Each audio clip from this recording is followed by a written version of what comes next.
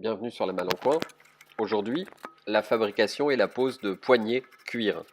Alors la première étape consiste à poncer la chair du cuir qui est tout le long de la poignée qui a été cousue. Et donc on ponce pour égaliser en fait l'ensemble du cuir. Puis on passe ça avec un fer à chaud. Le fer à chaud permettant euh, de lisser complètement la partie cuir et donc de permettre ensuite une meilleure application de la cire qu'on posera tout à l'heure, que vous verrez.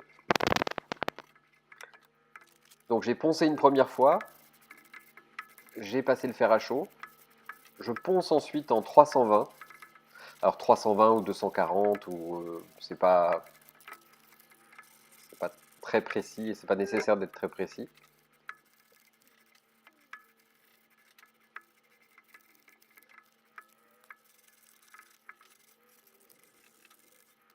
Donc là ce sont des poignées éléphants, vous voyez qu'elles sont lissées, donc on ne voit plus vraiment la chair du cuir sur les côtés, c'est ça le but.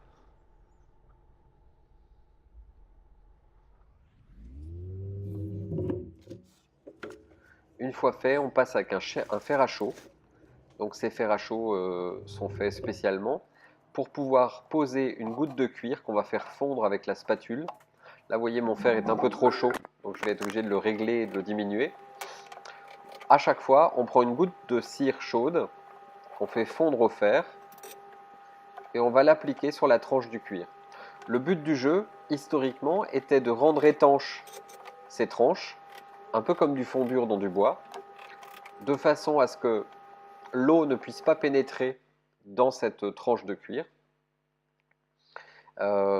Et aussi esthétiquement, c'est plus joli. Ensuite, on prend un chiffon qu'on creuse dans le doigt et on va tout simplement frotter, lisser l'ensemble de la tranche des cuirs qu'on vient de passer au fer à chaud et à la cire.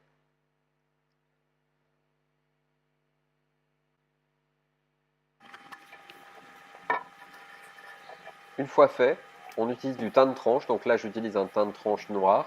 Alors, il en existe du marron, il en existe du rouge, il existe différentes couleurs de teint de tranche. Le teint de tranche est une teinte colorée à base de latex, permettant en fait d'avoir une souplesse dans le mouvement de la poignée, donc qui ne va pas se casser à l'usage de la poignée, et permettant de colorer les tranches du cuir de façon à ce que esthétiquement ça soit mieux fini. Alors classiquement, on utilisait des teintes de tranche souvent marron. Là, j'ai choisi noir. C'est un choix purement esthétique, hein. Chacun fait ce qu'il veut. Il existe vraiment quasiment toutes les couleurs. Sur les sacs à main Vuitton, par exemple, vous pouvez voir souvent le teint de tranche est rouge. Là, c'est du noir. Une fois que c'est fait, pose de la poignée.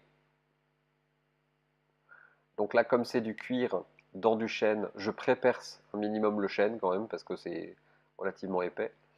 J'utilise des clous de 27 mm de long, 8,5 mm de tête. Et voilà ce que ça donne à la pose. C'est fait pour que les poignées dépassent du couvercle quand il est ouvert. Voilà, j'espère que cette vidéo vous aura plu. Elle est rapide. Un petit pouce bleu, abonnez-vous. Merci.